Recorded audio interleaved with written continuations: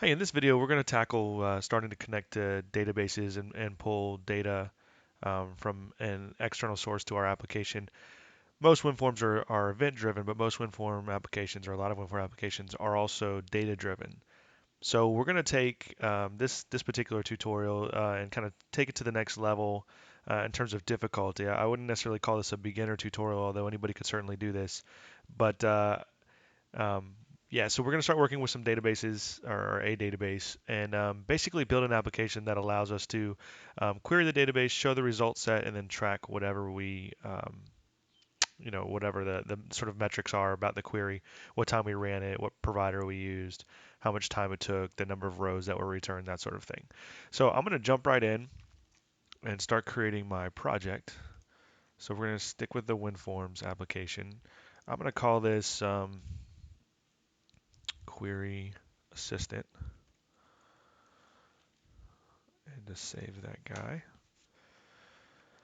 All right, so here's our WinForm. Again, I'm going to assume that you've either looked at some of the other tutorials we've done or you're familiar with Visual Studio, and I'm not going to spend as much time kind of pointing out where things are here, but just sort of go through the motions, how to do what we're trying to do. Now, what I've already built and I've already set up is an Access database that we're going to basically use to connect to. Now, SQL Express, Microsoft SQL Express is a great alternative to Access. I would normally suggest doing that over Access. But in terms of getting started very quickly and doing something very simply, I'm going to do this example using Access. But in terms of code changes to connect to SQL, it's actually not that different. The process is very, very, very similar. You would just use a different class, different API than what we're going to use today. And I can spell that out for you later on if you guys need that. So basically, what I have is three tables that I've built inside of Access. One's called classes. If we look at the design view, we have class ID, we have class name, instructor, the size, and then what building the class is in. And if we look at the datasheet view, I've basically put in some silly information in here. So there's our classes table. We also have a students table, very similar, right? So we have student ID, student first name, last name, the year they enrolled, and whether or not they're part-time. And then the final table that I built is basically a table that I use just to tie these two together. So student ID and class ID equals one enrollment ID, right? So we can say that student one is taking class one. So basically three very, very simple tables. You can come up with anything you'd like to here. It doesn't really matter.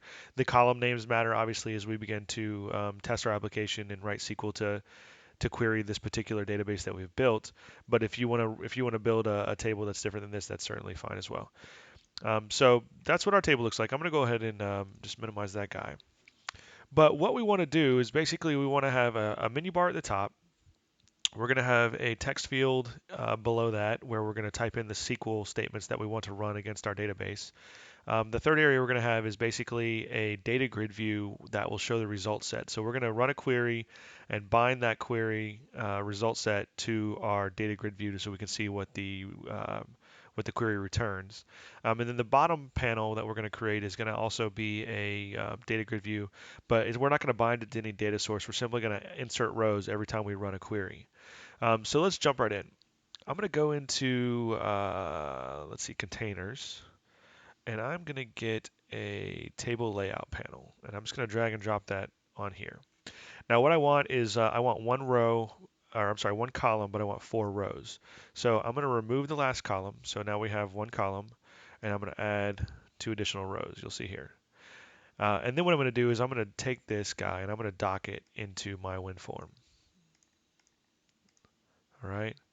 Now the nice thing about the table layout panel is we can specify how we want these columns or rows to be weighted essentially. So row one I said is going to be basically a spot for our menu bar. So I'm going to put an absolute value there of 25 pixels. Oops, didn't mean to hit enter. I'm going to put an absolute size of there of 25 pixels. Row two, I'm just going to carve these other three rows up and just make them equal for now. You could get creative here, obviously, and um, use split containers or other things that would allow you to resize these inside the application. The way that the table layout panel works is you cannot resize it inside the application. However, because of the way that we're doing it, when we scale our application, you'll see this in a few minutes, everything kind of stays as it should, essentially. So the next thing I'm going to do is I'm going to go get our menu strip, and I'm going to drag and drop him right inside there. Okay, and then I'm also going to dock him to the full area. In terms of the menu that we want to have, we're going to have a file menu. And again, you can deviate however you see fit here. Or we'll call it exit. We're going to have a database menu that just basically has connect and disconnect. Very simple. And then we're going to have a query menu, which will basically say run query. Now, what I like to do with this particular entry, just so we don't have to come click query every time we want to run a query, and this will make more sense in a few minutes, is I'm going to add a shortcut key. So if you make sure you have this menu item selected, let's go down here and you'll find shortcut keys, and you can basically hit this drop down list. So I'm going to go for F5. All right, and what you'll see when you do that is now you'll see the F5 there. Okay. Um, So naturally, these don't do anything yet. So we'll get there in just a few minutes. We also need a text box that we're going to put in here. We need to turn on multi-line, so that needs to be true. And then we need to also have a scroll bar, and I'm gonna force the scroll bar vertically, and then I'm gonna dock it in the parent container. So you'll see that that becomes nice and big, right? The last two things we need to add are data grid views. So data grid view, I'm going to put him right here. I'm going to dock it, and then I'm going to do another data grid view in the bottom panel, and I'm also going to dock that. Okay. And just you know what, while we're here, let's go ahead and clean up our form a little bit. So if we select our form, let's change our form to say query assistant. Assistant. Um, show icon false. See, we can do a start location to the middle of the screen. You know, the usual suspects. Whatever you like to do is fine. Now let's just go ahead and run this and just see what we get. See what it looks like. Pretty simple, right? Very quickly, we've built something. You'll notice that when we scale this, um, everything sort of keeps its structure. Nothing starts to look too funky. We have a text box here. This doesn't do anything yet. This doesn't do anything yet. Our file menu, these don't do anything yet, but we're gonna hook those up in just a second. Okay?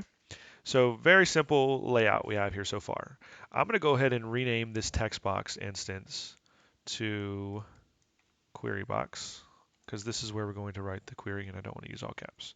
Query box. I'm going to call this guy results, and I'm going to call this guy history. Okay. And now this will make it easier later on when we're trying to actually hook up some functionality with these guys. All right, so let's tackle the easy things first, right? So I'm gonna hook up this exit button that we have here. If we simply double click, it'll create a default click event handler for us. And I'm just gonna say application.exit, right? Pretty simple, except for I need parentheses there. Okay, so basically when the user clicks here, we'll close the application. All right. Um, Connect and disconnect. So this is where we're going to start doing some of the heavy lifting, okay? Now what we're going to build is we're going to build a method that basically is responsible for establishing a connection to our database, and then we'll build a separate method that's responsible for closing the connection to our database. There's different schools of thought here. One would say you can open a connection every time you want to run a query, and then knock it down once that query is done running. Which, if for what we're doing here would probably be just fine. But if you're doing something a little bit more involved, more advanced, or if you're hitting a database that's across the LAN or certainly across a WAN, setting up and knocking down a connection to a database can be kind of resource intensive. So the way that we're going to work here is we're basically going to set up the connection, make the connection once, run the query, all the queries that we want to run, and then we'll knock down the connection when we either close the application or if someone comes and pushes this button here, okay? So I'm going to double click on connect, and what I'm going to say is a couple things, right? Let's go ahead and put this up here. Let's establish our connection string. Now the connection string is basically, think of it as like an address um, that we're going to use to tell our application how to connect to our database. Um, so our connection string, in this case for an Access database, is going to look something like this. And you can simply Google Microsoft Access connection string. Provider um, equals Microsoft dot A's dot OLEDB. Data source is actually the file, our Access file, which is the next parameter that you're going to have. Now, what you need to do here is you need to provide the path to the file. Now, where I have my access, and this is what we're talking about, is where this file actually sits. Excuse me. I have mine at, where do I have it? DB school, and it's school ACCDB is the name of the file. And then I want to say persist security equals false. This shouldn't matter, but oops, security. All right. So this basically is going to tell our application where the database is that we're going to connect to, how we're going to connect to it, and if there's any security, like do we need to provide a password or a username, that sort of thing.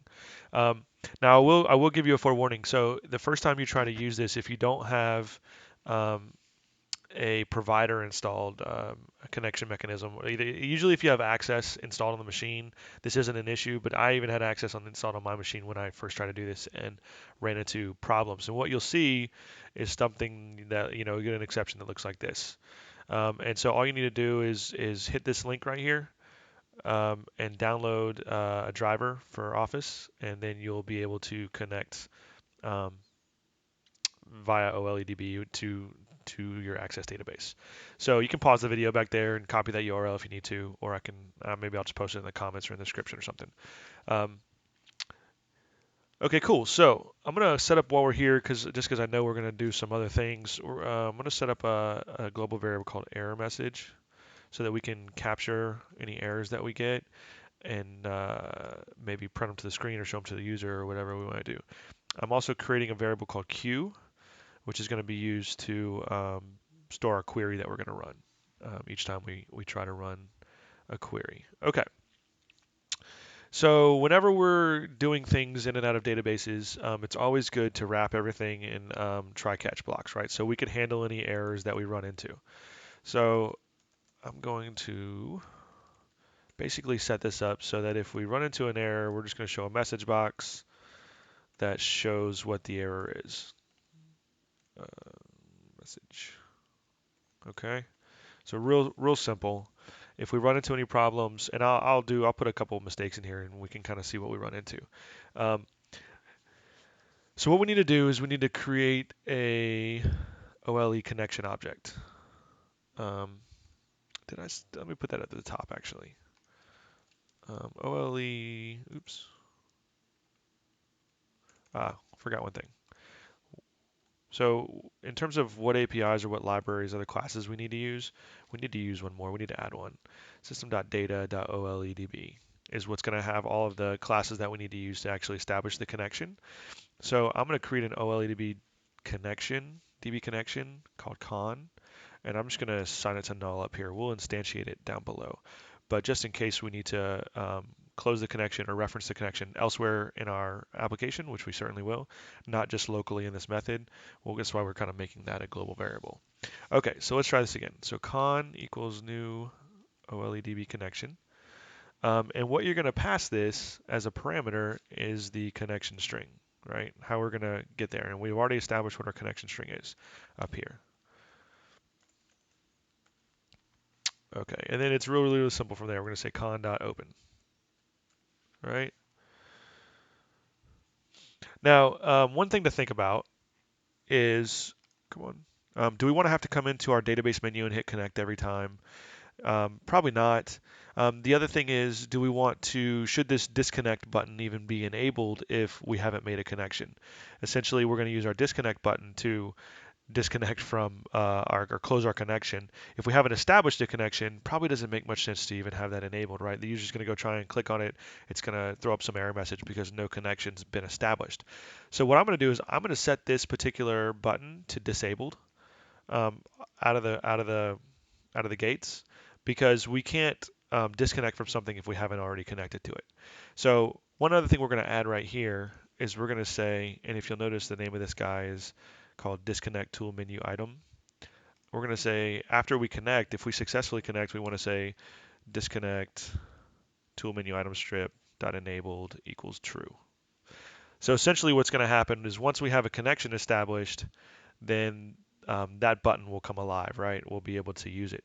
And what we probably want to do is for the connect button, we want to say connect toolstrip menu item is disabled, right? Because we're already connected, right? Makes sense? So now what's going to happen if we run this? Let's try and see what we get. So when I go to my database, you'll notice I can't click disconnect. Again, it makes sense. We haven't connected to anything. Excuse me. If I press the connect button, um, we get some weird message, and we'll deal with that in a second. And that's fine. But what I also want to do maybe is when I launch the application, maybe I don't want to force the user to have to come in here and click connect. And so what I'm going to do is I'm going to basically set up another event handler on the form. So when I say onload, I'm going to basically emulate a connect. I'm basically going to emulate a user clicking this button since we already have the logic to connect right there. So I'm going to say connect toolstrip menu item dot perform click, right? And so now when we launch the application, we should see that same error message we just got because it's basically doing that for us, right? It's going to try and connect. Now you notice because we got that error message, this is still disabled, this is still enabled, and that's because these two pieces of code did not actually get executed, right? Um, okay, cool. So let's keep going here. Let me think about something. So why are we running into that message? That's a good question, right? And almost certainly it's because we mistyped something in our connection string is what I would guess. So let me make sure I have this right. Microsoft.ace.oledb.12.0 data source equals that.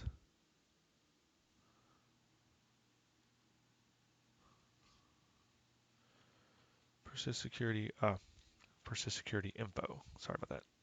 Yeah, go back and catch that. Persist security info, I left that off. All right, so now let's try that again. If we run, I'm expecting we won't get any issues, right? You'll notice that our connect button is disabled, our disconnect is enabled. Now this doesn't do anything yet, right? Because we haven't hooked that up yet. But essentially right now, as of this moment in time, we have actually established a connection to our Access database, okay? The fact that we didn't get any error messages there means that this was successful. We were able to open a connection to our database, okay? So let's go ahead and go back in here and let's hook up this disconnect button, right? And so what we're going to do again, similar, I'm just going to actually copy and paste this just so I don't have to retype it all. And essentially what I'm going to do is just say con.close, right? And then I'm going to, I have to basically refinagle, I guess I could have left these options, right? We need to toggle these. Basically, the disconnect's going to become false and the connect's going to become true, right? So let's try this. Let's see what we get. So begin because we added that event on the form load event handler to connect to the database. We're already connected. If I click disconnect, we don't see any errors. That's good. That means we were able to disconnect. And you'll notice that we can reconnect and we can disconnect. Okay. So every time we do this, we're setting up a connection and we're knocking it down. No problem. There's one other thing that we probably want to do while we're here. And if you think about, at least me as a user, I don't always log out or click the log out button or do everything I should in terms of not orphaning sessions or, in this case, database connections. So why don't we add an event handler for when the form is closing to automatically disconnect from the database so we don't orphan any connections to the database. So if we come back into design view and we select our form, we can come over here to our event handler or our events that are available to us. And there's a form closing event. So I'm going to double click that guy. And then I'm basically just going to perform a click on that menu strip item to disconnect. So disconnect.perform click. So when we close our application or as the application is closing, it's going to basically execute this code right here. And it's going to close out the the connection. Okay. All right. What do we want to do next? Okay, so now we've got a connection to our database. It would be really good to be able to run a query, right? So basically, whatever we have in our query box is what we want to send to our database, and then we want to show the result set here.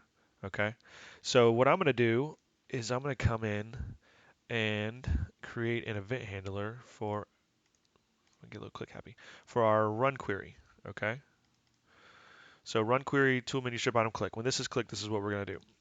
The first thing I want to do for our database, it's a very small database, right? The database we're working from here. Ostensibly, though, it could be a really large database. So while the query is running, I probably want to give the user some indication that the query is running. They're not going to be able to do anything else while the query is running with this application because we're not getting into threading, multi-threading, and stuff like that. So the primary thread of the application, the execution of the application, is going to need to wait, and so is the user. So we probably want to change the cursor to a waiting cursor, right? And then once we're done executing, we want to set it back to the default, right? No problem. And now what you'll see is while the query is running, we'll get the little hourglass. We'll run the query here, and then when we're done running the query, um, we can basically set it back to the regular pointer default. Okay. So what I'm going to do is I'm going to create a new method to run the query for us. So I'm going to call that method private run query. Doesn't take any arguments. And it's actually going to be, what do I want it to be? Or it's not going to return anything, so it'll be a void. But I'm trying to think, do I want it static or not? Yeah, it doesn't need to be static. That's fine. And we don't need a semicolon there, sorry. All right. And so down here, we're going to call our run query method. All right.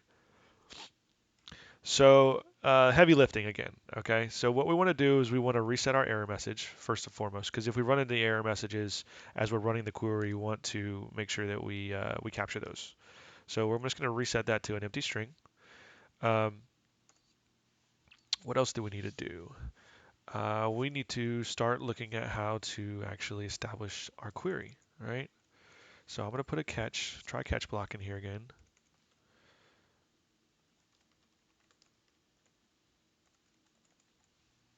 And in this case, instead of showing the error to message box, um, we may do that. We may do both for now. I'll show you later um, what I'm thinking here.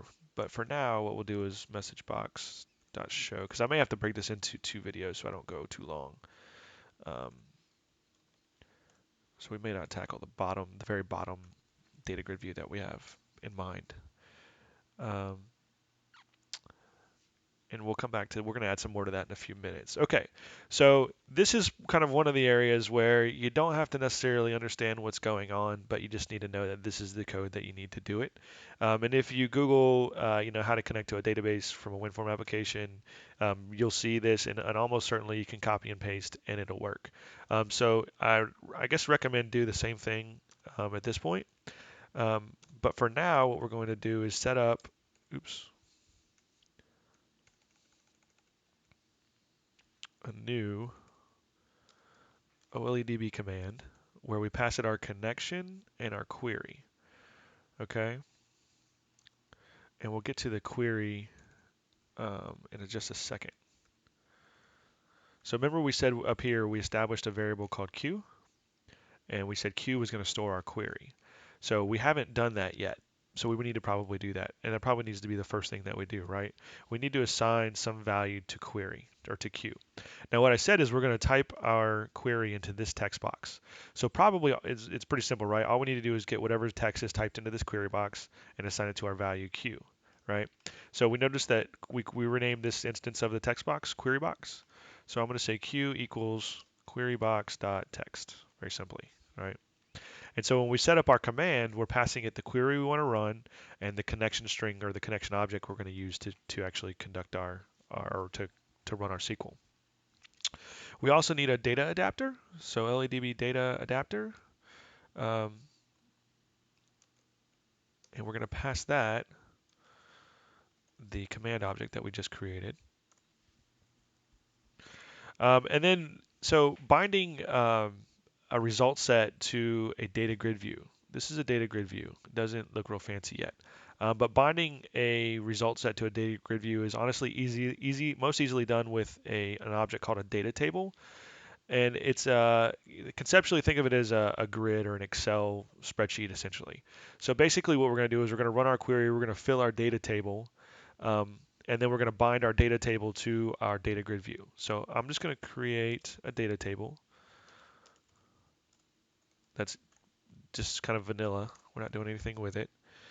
And then what I'm going to do is I'm going to take our adapter and I'm going to set the select command, because that's what we're doing in this very simple example, to our command object that we've built up here. If you don't get this, you'll get some funky messages that say your select command wasn't initialized, that sort of thing. And then what we're going to do is we're going to fill our adapter or our data table with the results that we get back from our query. Okay. And then the very last thing we're going to do, or last two things we're going to do, a couple things, is we're going to basically bind essentially that data table to our results data grid view. So I'm going to say results.dataSource equals the data table that we created, right? That we filled with the results of our query. And then what I'm going to do is I'm just for posterity, I'm going to say results dot auto resize columns, just so we can see everything that we got, right? There's an S on there, sorry. All right. So what's going to happen now with where we are is we're going to have a SQL statement here that's going to query our database. We're going to press F5. It's going to run our query and it's going to show us the results of our query right here. Now, what I'm going to go ahead and do here, so I don't have to type this over and over and over and over again. If you recall, we have classes and students. I'll just go with classes for now. For the text, I'm going to go ahead and say select star from classes, right? And basically that's going to give me every column, every record from that table, all right? So now I don't have to type that every time I want to run a query. So let's run this and let's see what we get. Hopefully it works. So again, I can either come up here and click this, or I can press F5. Again, remember that we were already connected to the database because we set that up to happen as soon as the form launches. So if I press F5, very simply, I get the results of my query, which said select star from classes. Now, if you're not familiar with SQL, there's lots of really useful tutorials out there, really helpful tutorials.